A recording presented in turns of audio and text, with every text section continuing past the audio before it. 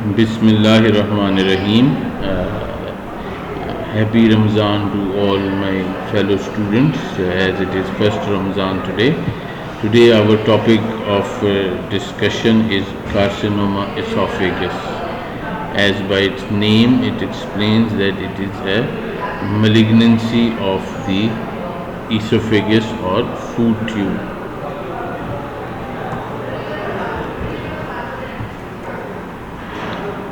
Today, the outline of this discussion is that we will be looking at the epidemiology of carcinoma esophagus. We will discuss the pathology of carcinoma esophagus, its clinical features, how to investigate it, and how to manage a patient with carcinoma esophagus.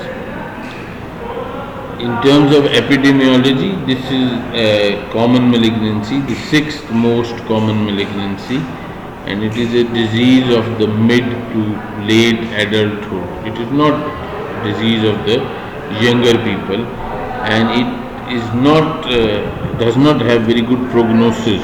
Only about 5 to 10 people survive after 5 years who have been diagnosed with carcinoma esophagus, and it is very common in the areas of China and Iran. What causes carcinoma esophagus? The most common causes are tobacco and alcohol. These are the bad guys, and they can cause carcinoma of esophagus. And other than that, GERD, gastroesophageal reflux disease. In this, what happens is that the gastric juices, they reflux back and cause trauma to the lower end of esophagus, and it can gradually, due to chronic irritation, initially it becomes inflamed, then it changes to Barrett's esophagus, and if the reflux continues, it can turn into a carcinoma. Obesity is also a cause of carcinoma esophagus. Barrett's esophagus, as I explained, this is the dysplastic changes due to gastroesophageal reflux disease. Now, the risk factors. Which people are more at risk to develop carcinoma esophagus? Anybody who has somebody in the family suffering from this disease. Old age, as the age grows, the risks are higher. It's more common in males who smoke and drink and are obese at increased risk. Patients who have suffered from reflux esophagitis or have developed Barrett's esophagus are at risk for carcinoma esophagus. Corrosive strictures, because it causes chronic trauma to the esophageal mucosa that can lead to carcinoma esophagus. Plummer-Vinson syndrome and tylosis are diseases which makes it vulnerable for carcinoma esophagus. History of radiation to mediastinum for any other disease can be a precursor to carcinoma esophagus. Now, if we remember anatomically esophagus, it starts from the incisors and to the stomach, and it has abdominal part, thoracic part, and cervical part. Anatomically or pathologically, the most common type is adenocarcinoma. 75% of esophageal cancers are adenocarcinoma, and they occur in the lower 1/3 of the esophagus. The reason for is that there is columnar epithelium at the lower end, which is damaged by the reflux of gastric juices, which leads to change and then further adenocarcinoma. And 25% of patients, in 25% times, the type is squamous cell carcinoma. It affects the upper 1/3 of the esophagus because it is squamous cell carcinoma here. And other carcinomas or other malignancies can be lymphomas, leiomyomas, and sarcomas, but commonly there are two types: adenocarcinoma and squamous cell. Most common is adenocarcinoma, which is at the lower one third, and the upper esophagus usually has squamous cell carcinoma. Now, grossly, they can be like a fungating mass which is intraluminal and can cause ulceration. And the other are ulcerating types, which usually present as flat base ulcers with raised edges, erythema, and hemorrhage. The other can be infiltrating type or polypoidal type. These are the gross appearances how the malignancy can occur. Just to remind you that 75% of adenocarcinoma are adenocarcinoma at the lower esophagus, 25% are squamous, which are at the upper esophagus.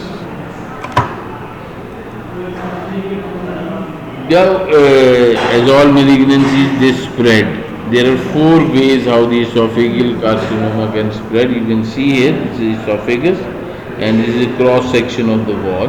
It can directly spread horizontally into the wall, going through mucosa, muscularis mucosa, and connective tissue serosa, and into the lymph nodes. Or it can grow vertically along the layers of the esophagus. So it has directly spread vertical and horizontal both. And the other route is, once it has invaded the lymph nodes, it can spread via the lymphatics also to the mediastinum or to the abdomen, and it can invade the blood vessels and can deposit in liver, lungs, or bones. And rarely if it involves the lower end of esophagus or the peritoneal part of the esophagus, it can even have a transperitoneal spread. So there are four routes of spread: directly, vertical, horizontal, or it can spread through lymphatics, liver, lungs, bone, or transperitoneal.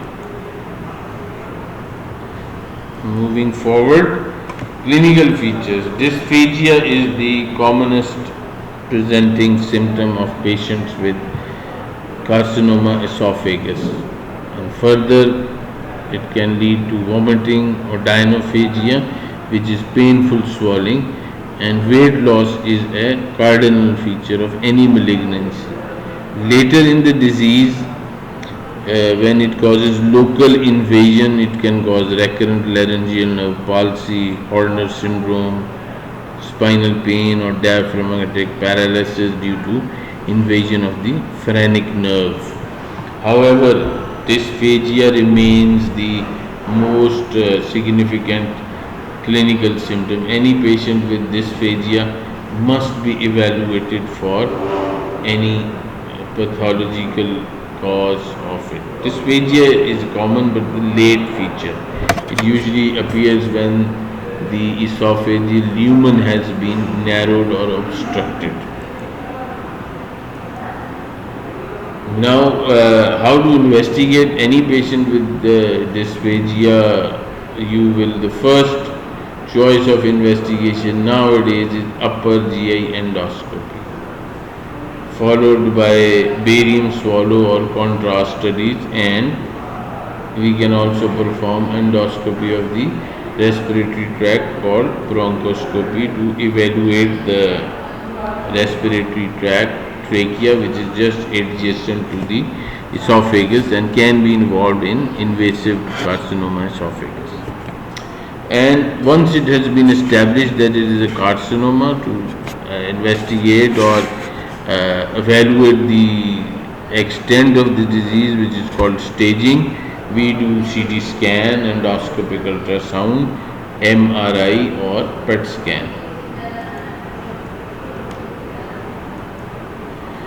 Endoscopy is the most important test. It is a fiber optic or flexible. It can be done under local anesthesia as an outpatient procedure. The advantage is that you can directly visualize the esophageal lumen and the growth inside the esophagus, and on top of that it can be biopsied. A piece of it can be taken for histopathology. Similarly, bronchoscopy is done to see the bronchus and see that if there is any invasion from the esophagus or not, because they are lying above each other. So the first investigation for dysphagia will always be upper GI endoscopy. And further, that barium swallow can also be done. In this, the patient is asked to swallow some contrast. Nowadays, barium has been replaced by gastrographin, and this will show the esophageal outlining, and this are the filling defect. So this is also good. It shows here an upper core lesion, sign of malignancy. So it shows the lines, the esophageal wall, and any filling defect that can depict a tumor or ulcer. But the disadvantage is that you cannot biopsy with barium swab. So upper GI endoscopy remains the gold standard. Now, after it has been diagnosed as carcinoma esophagus, further imaging is done. CT scan is a choice of investigation to evaluate the chest and lymph nodes in the thorax. Endoscopic ultrasound is used to evaluate the thickness in the esophageal wall or invasion of the esophageal wall. MRI and PET scan are used for distant metastasis. These all things will help you to stage the disease, which is the extent. You need T, tumor size, nodal size, and metastasis. For T size or tumor size, endoscopic ultrasound is the best way to do it. And for nodes, CT scan is very essential and helpful. MRI and PET scan are for metastasis, and nowadays laparoscopy is also used to evaluate the transperitoneal part of the esophagus.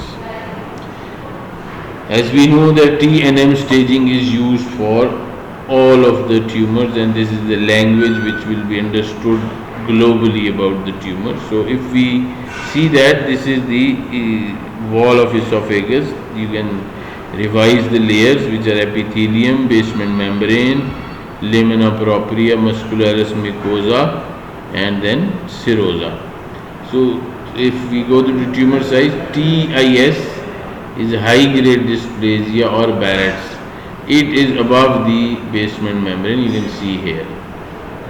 And then T1 is when it invades the lamina propria or the submucosa. It has not reached the muscle layer, so it is in the submucosal part.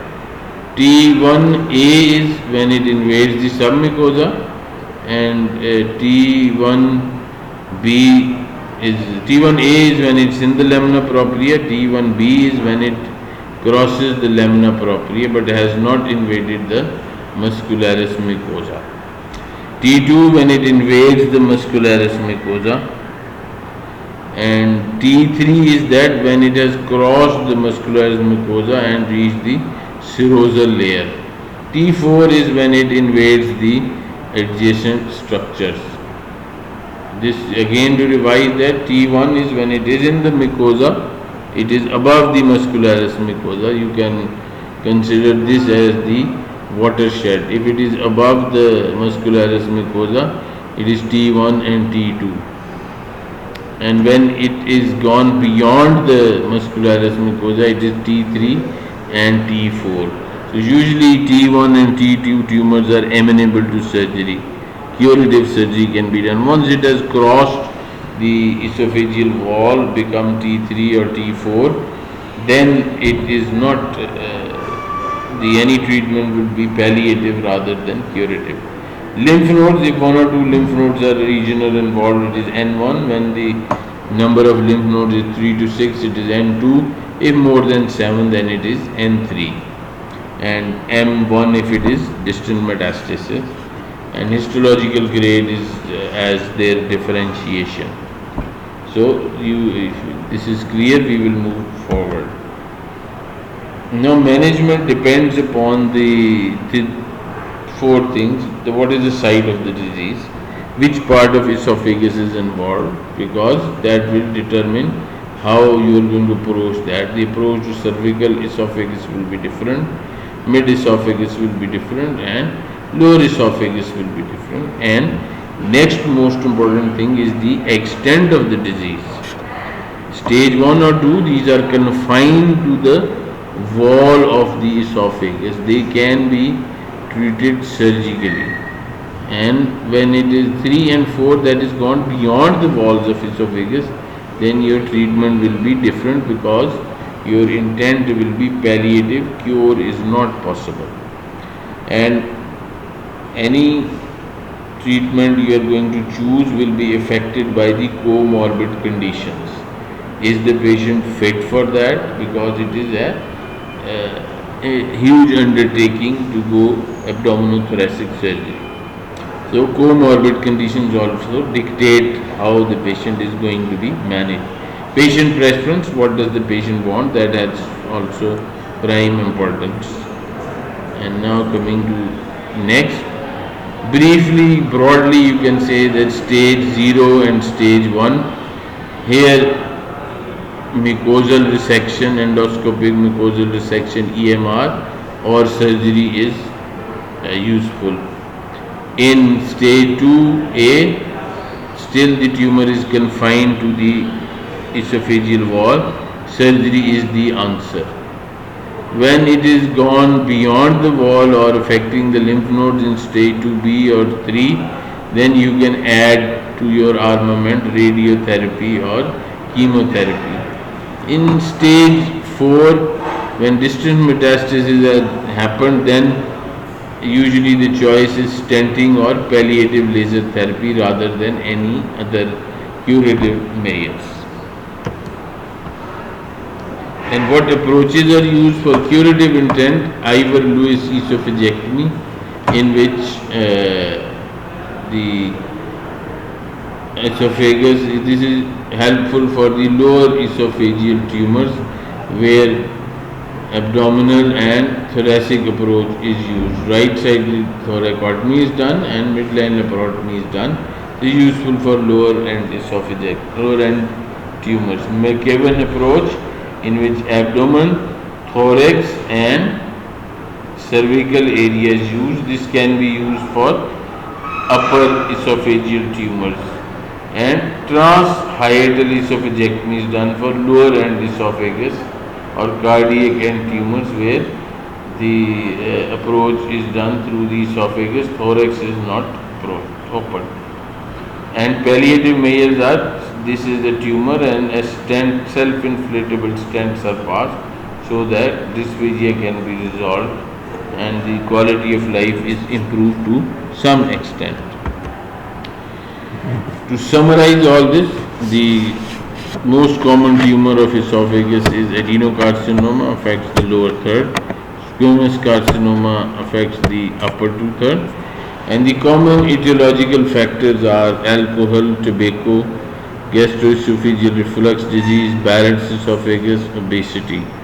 Lymph node involvement is a bad prognostic factor, and dysphagia is the commonest symptom. Staging is essential. It can be done with the help of endoscopy, CT scan, endoscopic ultrasound, MRI and PET scan, and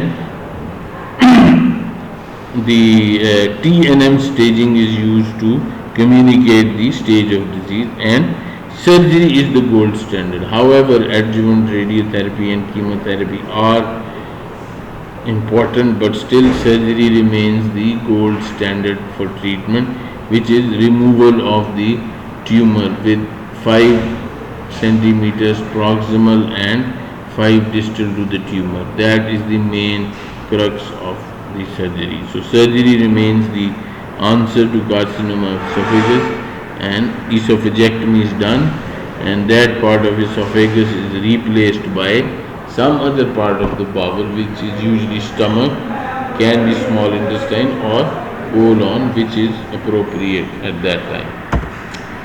So this is a brief overview about carcinoma esophagus. Hopefully this will help you. You can always read other books and make up anything which has not been clear.